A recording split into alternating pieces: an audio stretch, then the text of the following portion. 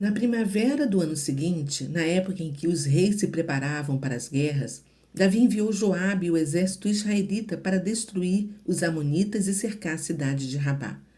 Mas Davi ficou em Jerusalém. Uma tarde aconteceu que Davi se deitou para descansar, mas não conseguiu dormir. Então ele se levantou e foi para o terraço do palácio real e começou a prestar atenção em uma mulher muito bonita que tomava o seu banho. Então chamou um dos seus auxiliares e mandou procurar saber quem era aquela mulher. Disseram a ele: ela se chama Batseba, filha de Eliã, a esposa de Urias, o heteu. Davi mandou buscá-la e teve relações com ela.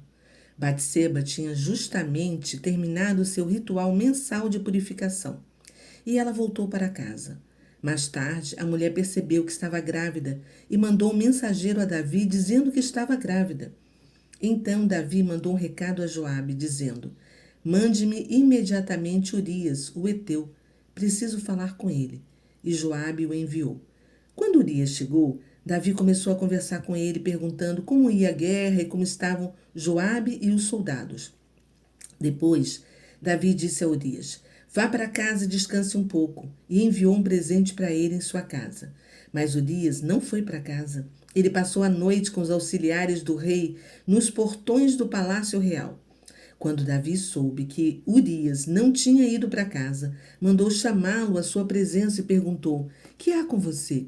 Por que não foi passar a noite com a sua esposa, depois de haver ficado tanto tempo longe dela?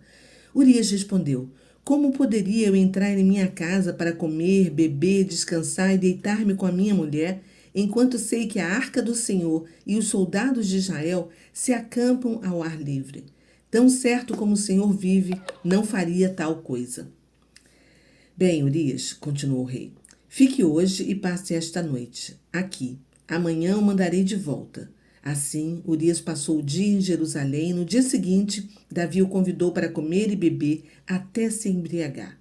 Mesmo assim, à tarde, Urias saiu para dormir na sua esteira e passou a noite nos portões do palácio, onde os guardas dormiam, e não foi para sua casa, para a companhia de sua mulher.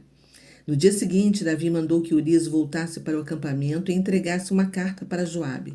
Na carta, Davi escreveu: coloque Urias na frente, na linha de frente de combate e abandone-o numa posição onde o combate estiver mais acirrado, para que ele seja morto.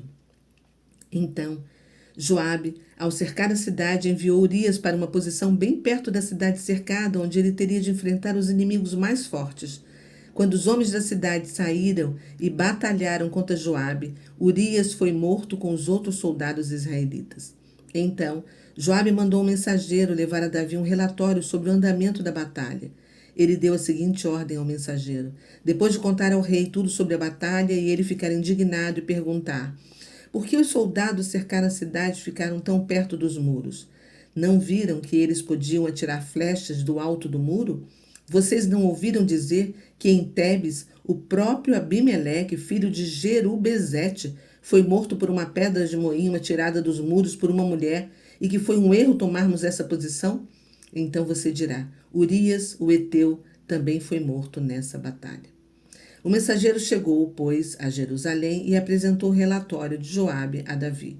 O relatório era este: os inimigos investiram contra nós, porque eram poderosos, e saíram contra nós no campo, enquanto procurávamos fazê-los recuar até a entrada da porta da cidade. Então os soldados nos atacaram com flechas do alto dos muros, e alguns dos nossos homens foram mortos nesse ataque.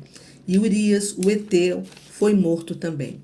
Então Davi respondeu ao mensageiro: diga a Joabe que não desanime. A espada fere qualquer um sem distinção. Continuem a lutar mais duro ainda e conquistem a cidade. Anime-o dessa maneira. Batseba chorou quando soube que seu marido Urias havia morrido. Quando passou o período de luto, Davi mandou buscar Batseba para viver no palácio real e a tomou uma de suas esposas. Ela teve um filho dele, mas o procedimento de Davi desagradou a Deus.